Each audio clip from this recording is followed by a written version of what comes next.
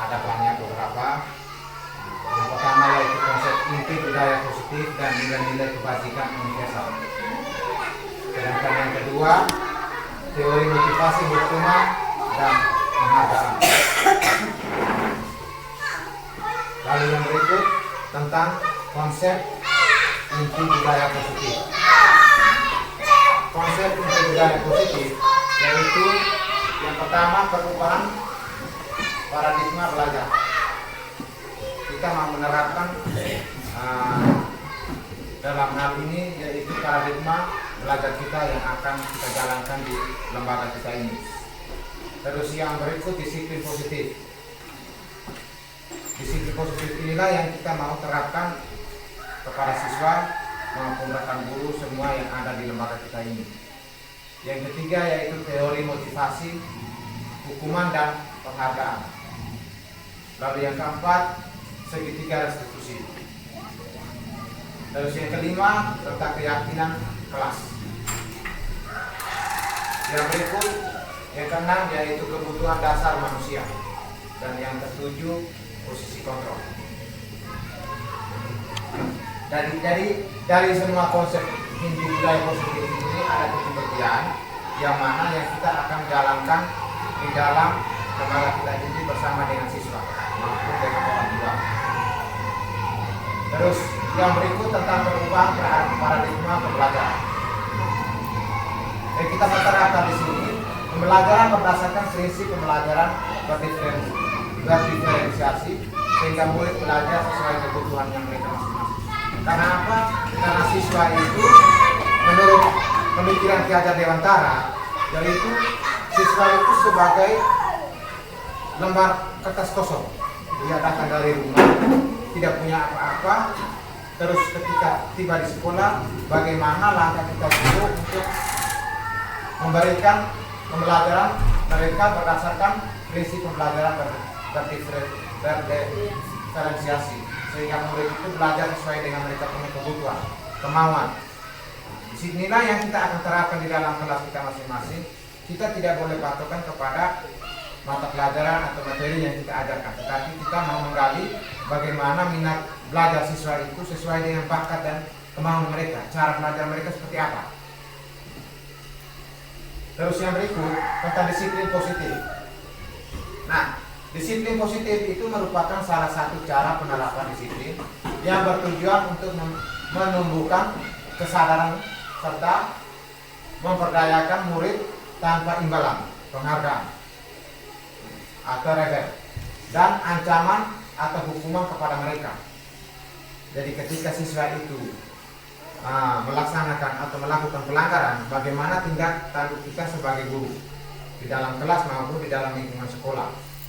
Lalu yang berikut sebagai bentuk kontrol diri, yaitu belajar untuk kontrol diri agar dapat mencapai suatu tujuan yang mulia dan mengacu pada nilai-nilai kebajikan yang universal yang akan menggerakkan motivasi intrinsik seseorang dalam perubahan perilaku ke arah yang lebih baik.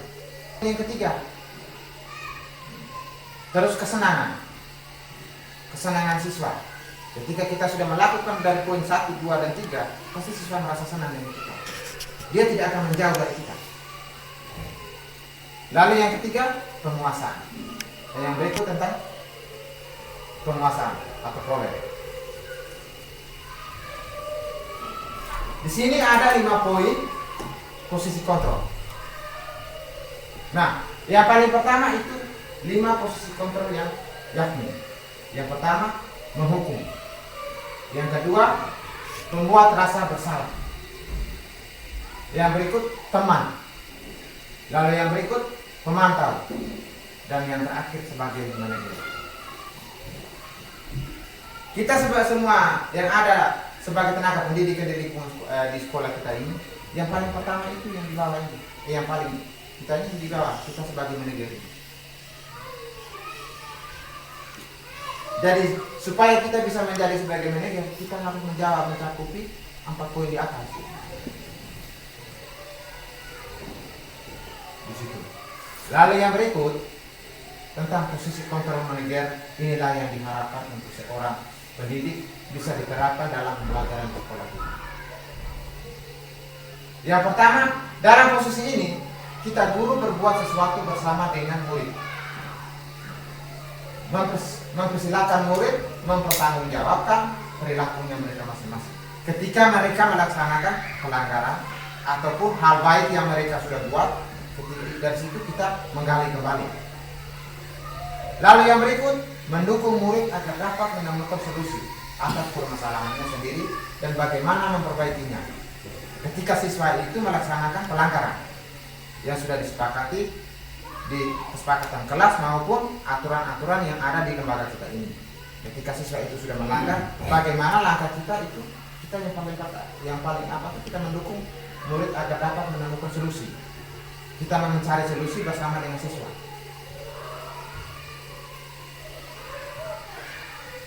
Jadi dari semua tadi, mari kita menyaksikan video ini agar kita bisa menerapkan dari 5 posisi kontrol tersebut. Sudah ya. Nah, baik. Jadi yang mengingatkan Tuhan adalah kakak Laila dan pimpinannya untuk membangunkan pagi. Nah, Tuhan ini mulai dan jangan lupa lagi pulang sekolah akan sampai saya sekolah ya. Nah, baik. Kalau sekolah setel, nah akan kita alarm untuk bangun pagi ya, dan akan diingatkan oleh Kak Laila juga ya. Mungkin ada lagi yang mungkin mau dilakukan, Ivan, agar tidak terlambat tahun lagi. Tidak. Baik, Ivan, terima kasih untuk kerjasamanya. Kamu sekarang bisa kembali di kelas. Ya, silakan. Terima kasih. Mungkin materi yang siap dulu kita berangkat dari berbagai sumber yang disiapkan oleh Pak Patris. Dari hasil pemaparan ini, mungkin ada satu langkah yang kita mesti perlu hilangkan, itu tentang memukul siswa atau memberi hukuman yang tidak mendidik.